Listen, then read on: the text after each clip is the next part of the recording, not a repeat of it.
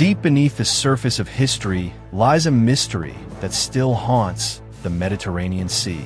In the midst of the chaos of World War II, strange signals began to emanate from the forgotten depths.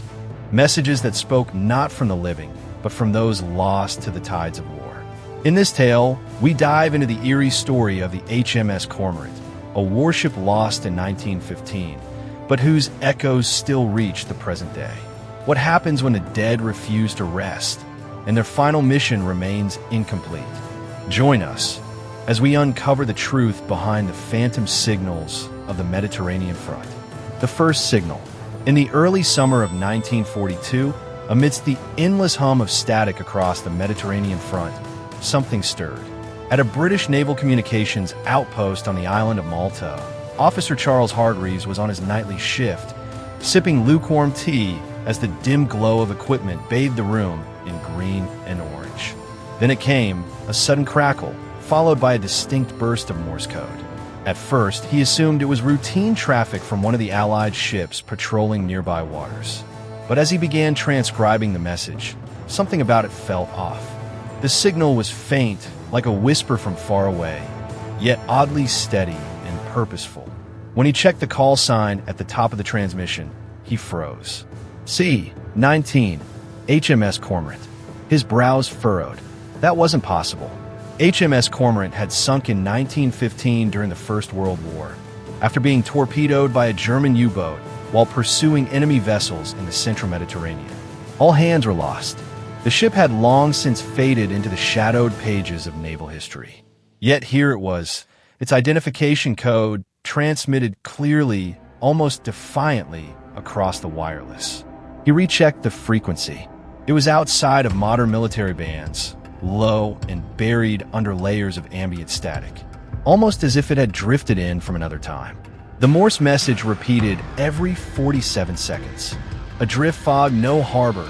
Officer Hargreaves reported the incident to command, expecting disbelief. Instead, he was met with a strange silence from his superiors. Log it, they told him curtly, and forget it. But he couldn't forget it.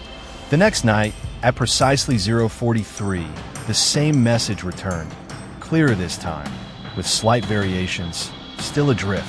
Cold, no light, orders. By the third night, the words were unmistakably haunting. Names of officers long dead appeared in the signal. Locations from logs dated 3 decades earlier. The air in the radio room turned cold. Equipment flickered. Something unnatural was reaching out. Malta, strategically placed and long besieged in the war, had seen its fair share of tragedies. But now, it seemed, the dead were not at peace beneath its waters. And so began one of the strangest and most chilling mysteries of the Mediterranean front. Phantom signals rising from the abyss, not from the living, but from those lost to war and time. HMS Cormorant, the lost warship. The name HMS Cormorant hadn't been spoken in Royal Navy circles for over 2 decades. She was once a proud patrol cruiser, swift and deadly, built for reconnaissance and escort missions during the early years of the First World War. But her fate was sealed in 1915 during a storm-lashed evening in the central Mediterranean, somewhere between Sicily and the North African coast. According to the last transmission ever received, the Cormorant had spotted what appeared to be a surfaced German U-boat. In a bold move, Captain Edward Blackthorne gave chase. But before they could close the distance, a torpedo struck the ship's starboard side. There were no survivors. The ship vanished beneath the waves, taking with it all 89 crewmen. It was a tragedy, but not a unique one in a war filled with loss. After the war, the sea swallowed her memory. No wreck was found. No bodies were recovered.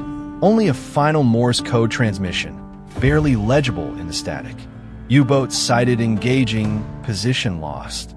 And yet, now in 1942, nearly 3 decades later, her ghost seemed to be speaking again. Following the strange signals reported from Malta, naval historians were brought in to verify the call sign. They combed through declassified archives, and their findings left no doubt. The codes used in the messages were authentic, old Admiralty cipher structures, long retired after World War I. No modern station would or could use them. Even more baffling, the linguistic tone of the messages matched the speech patterns of the era.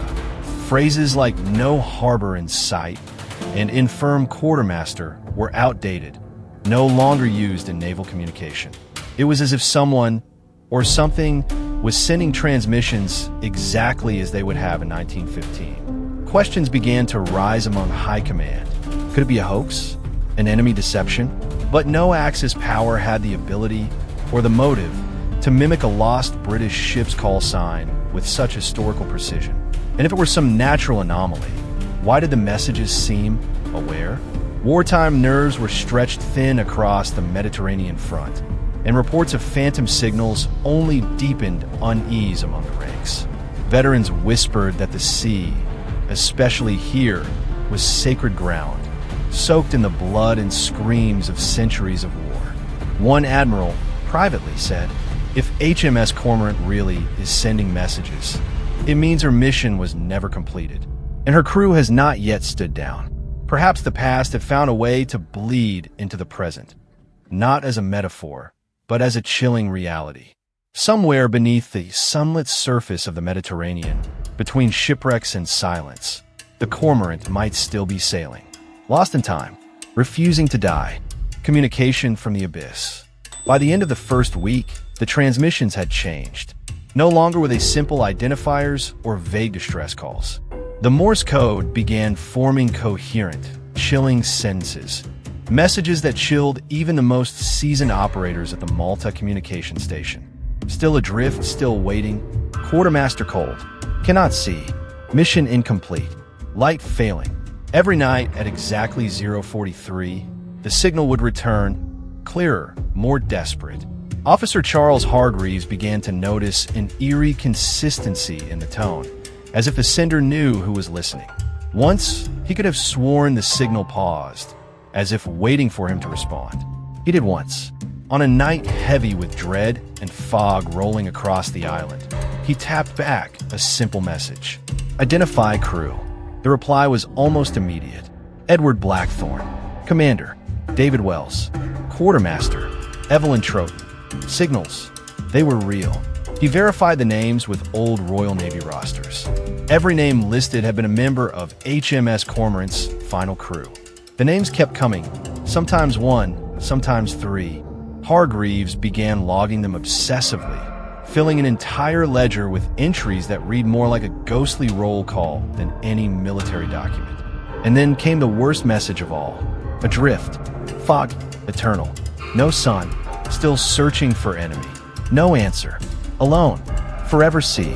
Those words echoed in Hargreaves' mind for days. He could hardly sleep. Others at the station complained of nightmares, of whispers through the radio static, even when the machines were off. Some began seeing figures in the fog near the base. Men in old uniforms, standing motionless, their faces pale, waiting. Was it guilt? Fatigue? Or had the veil between past and present truly begun to thin? The station priest was brought in after one of the junior operators suffered a breakdown. He insisted something was watching him through the transmitter. "Not seeing me, but seeing into me," he said with trembling lips. He quit his post that same night. The priest, Father Leclerc, blessed the room and warned of lingering spirits bound by duty. He believed the Cormorant's crew were trapped, not in hell, but in a purgatory forged by war. A place between worlds, where unfinished missions became eternal prisons. Hargreaves, once a man of reason, now kept a journal beside the transmitter. He wrote messages back, not in Morse, but by hand, as if the mere act of acknowledging the voices might bring peace. It didn't. One night, the transmission simply said, "We see the surface. No one sees us. Why did you not come?" No one had answers. But one thing was certain. This was no trick, no Nazi deception. These were the voices of the lost, echoing through layers of time, calling out across the water, hoping someone, anyone, would finally hear them. The Special Investigation Unit. As the transmissions grew more frequent and more disturbing, the British High Command could no longer dismiss the events as wartime hysteria. The signals were too consistent, too detailed, and above all, too impossible to fake. And so, in early August 1942, they quietly dispatched a special investigation unit to Malta. Leading the group was Major Willem van Rijn, a Dutch-born expert in wartime communications, known across Europe for his brilliant decoding skills and his peculiar interest in what he called the psychic scars of war. Willem van Rijn had earned respect not just through his technical knowledge, but also through his calm demeanor in the face of the inexplicable. During the Battle of Dunkirk, he reportedly intercepted a scrambled transmission from a French unit thought to be wiped out, one that saved an entire British detachment. Some said the message came after the unit had already been confirmed dead. Others whispered that Willem had seen more than he let on. When he arrived in Malta, the island was buzzing with rumors. Operators refused to work the midnight shifts. Clergy were holding private masses for the voices in the sea. But Van Rijn remained composed. His first step was to sit alone in the radio room at precisely 043. He listened. The signal came, like always, soft, mournful, precise. He began transcribing with fluid ease. Mist closing in, lights dead, engines fail, sea has no end. He tapped back. "This is Major Willem van Rijn. State your vessel's name." The reply came instantly. "HMS Cormorant, under Blackthorn." He continued, "Are you in distress?" A pause. "No distress. Mission incomplete. Seeking orders." Willem leaned back. His eyes narrowed. He had not expected logic. This was not random static or haunted nonsense. These were the responses of disciplined sailors. They believed they were still in the war, still at sea. In the days that followed, Willem and his team cross-referenced naval logs, pored over the original ship's mission, and charted the coordinates embedded in the coded transmissions. It painted a grim picture. The Cormorant had been chasing what they believed was an enemy submarine, venturing into a fog-drenched part of the sea known for magnetic interference and unpredictable tides. But something had gone wrong, terribly wrong. Willem's theory was unconventional, even heretical.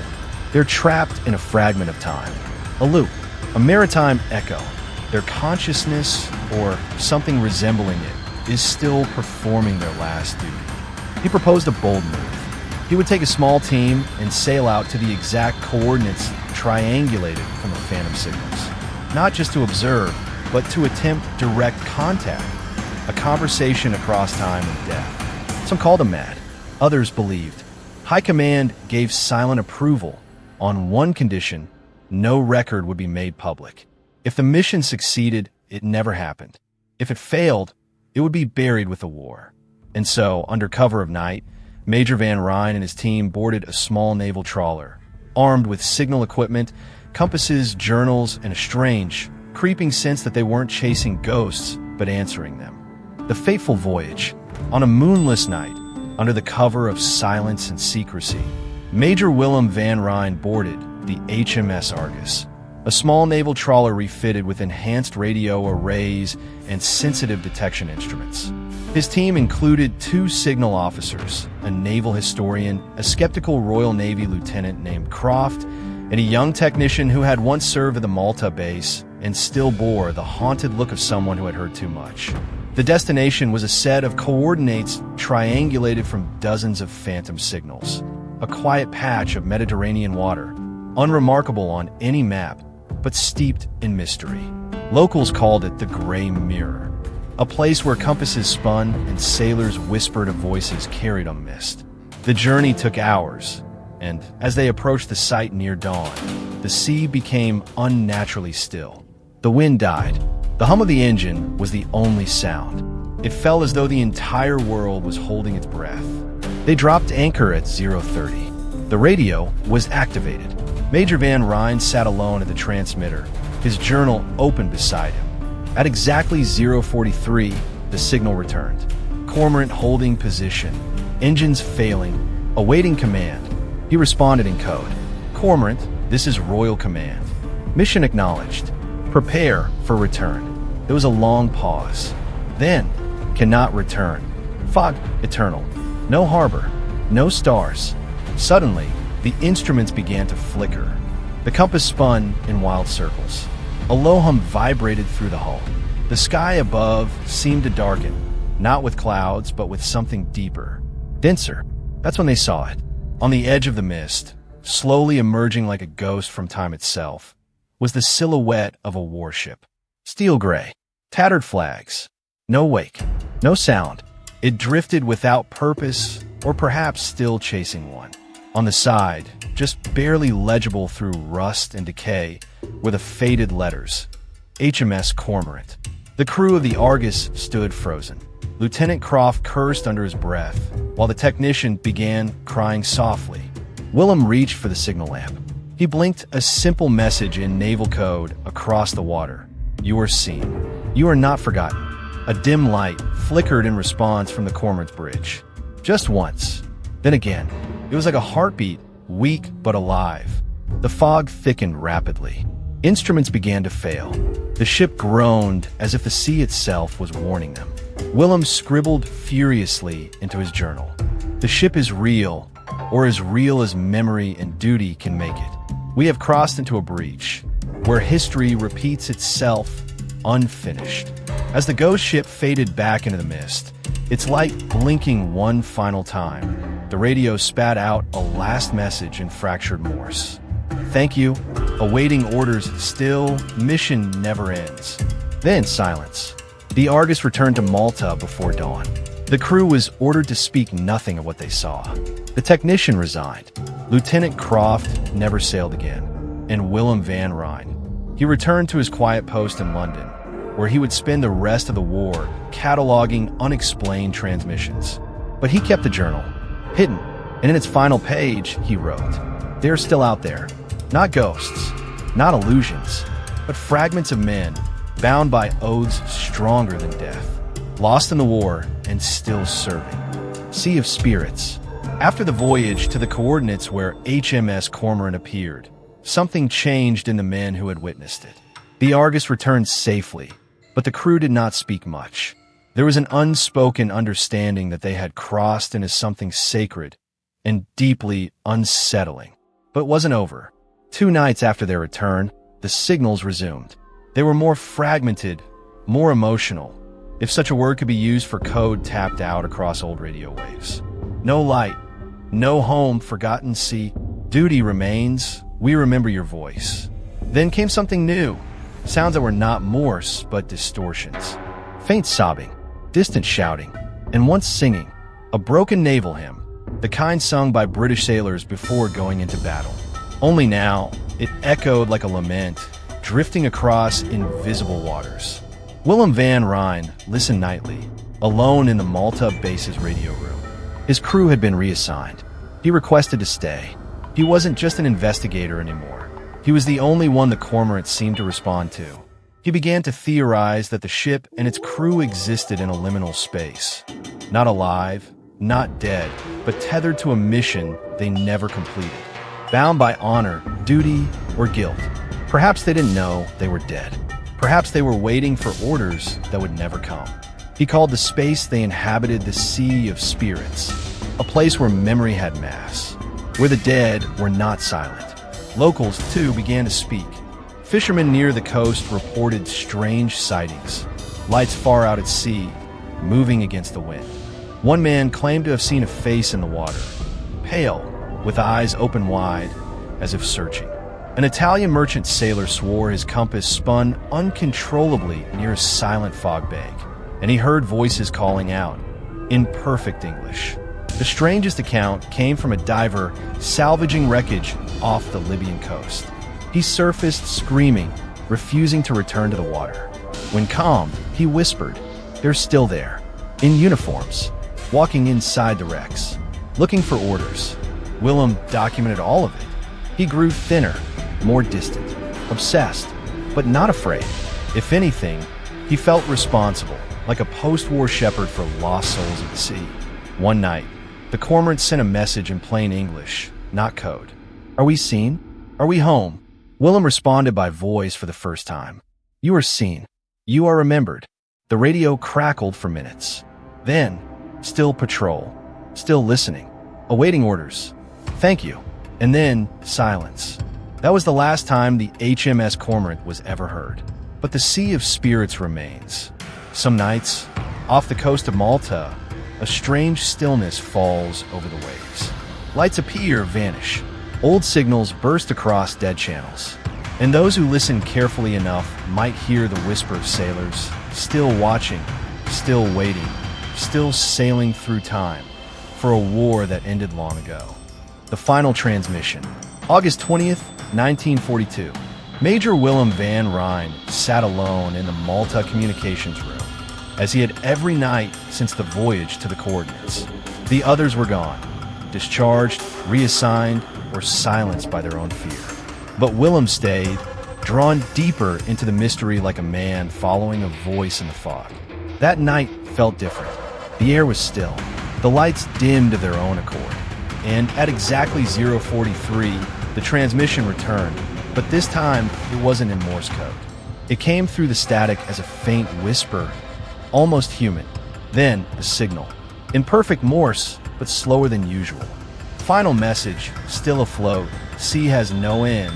Orders. Willem didn't hesitate. With hands trembling slightly, he keyed in his response. Mission acknowledged. You may return. Stand down. There was a pause. Then came the most chilling sequence of dots and dashes he'd ever seen.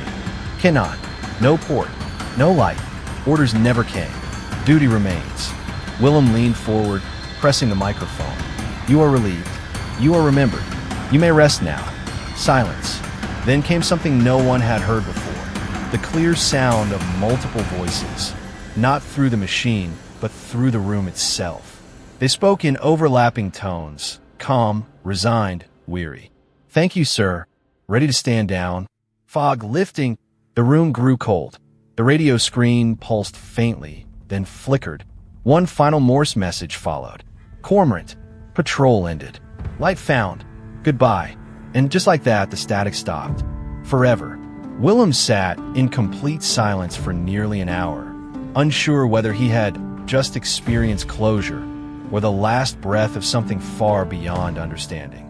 He logged the exchange, quietly labeled the entry, the final transmission, and locked the journal away.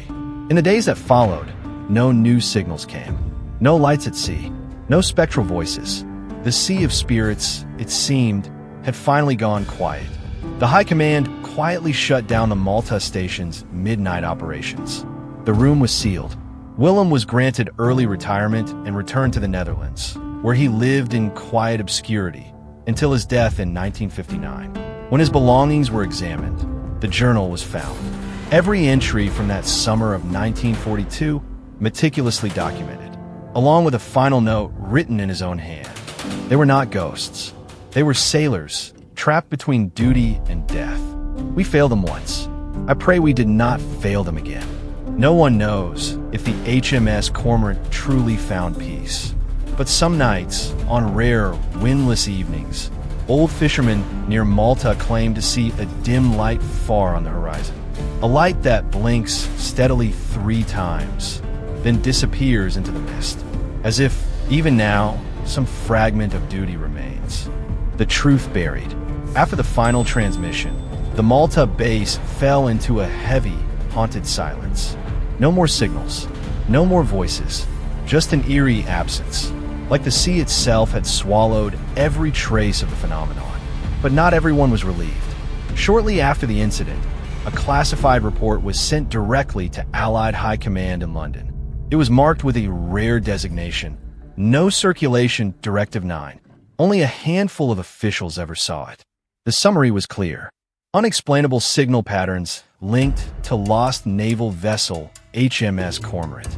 No enemy involvement. Phenomenon concluded. Recommend immediate suppression of all records. The logic was simple. Wartime morale was fragile. If soldiers believed the dead could still fight, still patrol, still suffer, what would that mean for the living? Would duty become damnation? A small intelligence division was assigned to clean it up. The Malta radio logs were seized. Equipment dismantled. The journal of Major Willem van Rijn was nearly destroyed, until one anonymous officer defied orders and smuggled it out.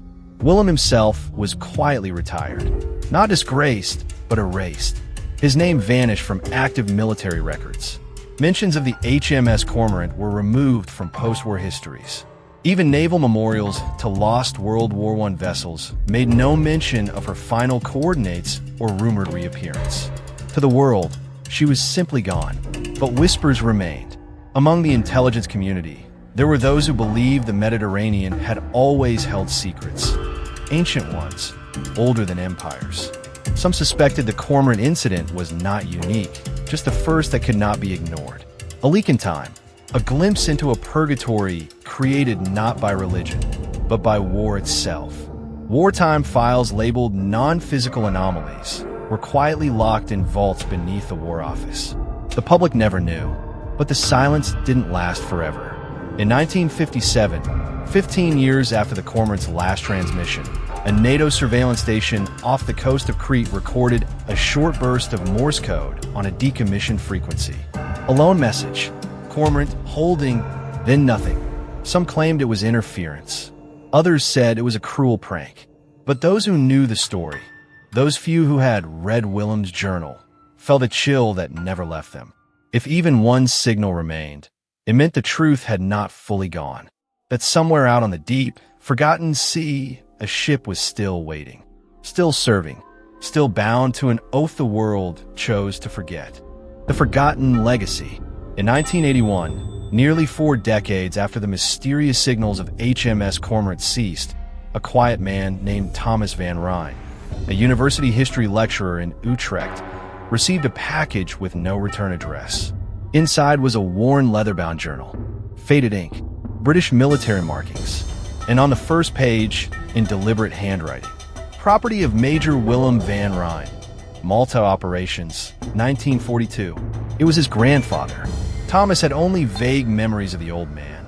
Serious, kind, but distant. He passed away when Thomas was 7.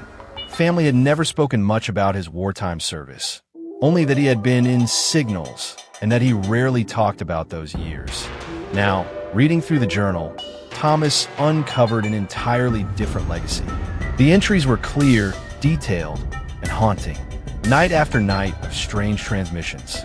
Descriptions of spectral ships, of sailors lost in time, of orders never received. The final transmission, the cover-up, the silence that followed. It was like peeling away a forgotten layer of the war, one never recorded in any textbook or archive. At first, Thomas didn't believe it. It had to be metaphor, trauma, some form of psychological breakdown. But the names, coordinates, official documents tucked into the journal, all real. Cross-referencing them with naval history confirmed everything. The HMS Cormorant was indeed lost in 1915 and barely mentioned thereafter. Why? And why had no official record existed of the events his grandfather described? Driven by both academic curiosity and something deeper, a personal need to honor a legacy buried by silence, Thomas began piecing the story together. He interviewed surviving naval officers, traveled to Malta, even found old fishermen who still remembered lights in the sea and a ship that should not have been there. One man whispered to him in broken English, "I saw her. Big ship, rusted, glowing like moonlight. No wake, just watching." Thomas knew he had to share the story, but it wouldn't be easy. Academics dismissed it as ghost folklore. Military archivists denied its existence. Even his own university warned him against reputational damage. But he kept going. He created a small documentary, privately funded, quietly uploaded. It was called The Phantom Patrol, a tribute to forgotten sailors, to a grandfather who refused to forget the dead, to a ship that may still sail, not through waters, but through memory itself. It gained little attention at first, but slowly the story spread. Historians, veterans, paranormal researchers, and even descendants of HMS Cormorant's crew reached out. One elderly woman, the great-granddaughter of a crewman named David Wells, wept on camera as she read the line from Willem's journal. Quartermaster David Wells' name confirmed. Message received. She had grown up thinking her ancestor had simply vanished. Now, she believed he had tried to come home, and maybe through the signal he had. Thomas's documentary was never broadcast on major networks, but among those who watched, it left an echo, like the signal itself. Not a call for help, but a request to remember. The signals never stopped. The Mediterranean Sea is calm tonight, but those who live near its shores, fishermen, radio enthusiasts, former sailors, still speak in hushed tones about a certain hour. A time not marked on official clocks. A moment that returns like the tide. Unannounced, unwelcome, unforgettable. 0:43. That is when the air changes. When the sea feels colder than it should. When the wind seems to pause, as if waiting for something older than the war, older than history itself. In a coastal village in Malta, an elderly man keeps a radio by his window. He never served in the military, never learned Morse code. But for the past 20 years, at the same time every night, he swears he hears tapping, soft, rhythmic, familiar. Cormorant, holding position. In Marseille, a retired sailor claims that on quiet nights, he still sees a faint light blink across the horizon 3 times, then vanish. No ship ever appears. No vessel is recorded. But he salutes anyway, like he did as a young man. And in a military archive basement in London, an intern stumbled across a box mislabeled as salvage communications. Inside were real recordings, old, static-filled with whispers and pulses that defied explanation. He played one out of curiosity. On it was a voice, barely audible but clear. Still watching, still waiting, standing patrol, awaiting orders. Startled, he took it to his superior. The tape was confiscated. The box was never seen again, because the signals never really stopped. They come in pulses, ghost frequencies, bursts across the deep. Not every night, not everywhere, but enough to make you wonder, what if they're still out there? What if the HMS Cormorant and others like her never truly sank, but exist in a state of endless service? Not ghosts, not illusions, but fragments of duty suspended in time, echoing into a world that no longer knows what to do with their sacrifice. Perhaps these ships are reminders. That word doesn't just take lives, it traps them. That some sailors, bound by honor, never stopped listening, never stopped hoping, never stopped being seen. And perhaps, even now, in a forgotten channel beneath starlit skies, a fated ship still floats silently across the water. Its lights flicker, its crew stands at post. Its commander waits for orders that may never come. And if you listen, if you're really, truly quiet, at exactly 00:43, you just might hear the sea speak back. The story of the HMS Cormorant and its lost crew is just one of many untold mysteries that linger in the shadow of war. The signals that continue to haunt the Mediterranean remind us of the lives, the sacrifices, and the forgotten oaths that echo through time. If you felt the weight of this journey, remember to like, subscribe, and share to keep the story alive. And as always, we invite you to join us again for more untold wartime tales, right here on Wartime Shadows. Until then, keep listening because some signals never stop.